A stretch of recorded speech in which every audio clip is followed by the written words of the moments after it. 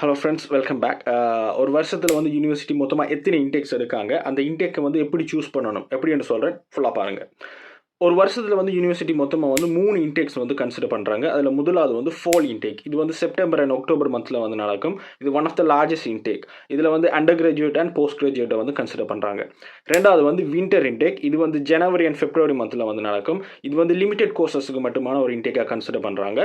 இதில் வந்து fall இன்டேக்கில் miss பண்ணவங்களுக்கு இது ஒரு சான்ஸாக வந்து இந்த இன்டேக்கை கன்சிடர் பண்ணுறாங்க.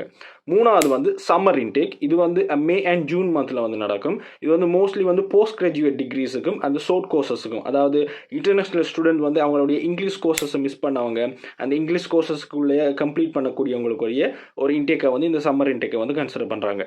ஒரு இன்டேக்கை வந்து சூஸ் பண்ணணும்னு சொன்னால் நம்ம முக்கியமாக பார்க்க வேண்டிய விஷயங்களில் வந்து முதலாவது வந்து கோர்ஸ் அவைலபிலிட்டி இருக்கான்னு சொல்லி பார்க்கணும், ஹெட்லைன்ஸை பார்க்கணும், வீசா ப்ராசஸிங் டைமை பார்க்கணும், பர்சனல் டாக்குமெண்டேஷன் பீரியட்டை பார்க்கணும். இது எல்லாத்தையும் கன்சிடர் பண்ணி தான் நம்ம ஒரு இன்டேக்குக்கு அப்ளை பண்ணலாமான்னு சொல்லி பார்க்கணும்.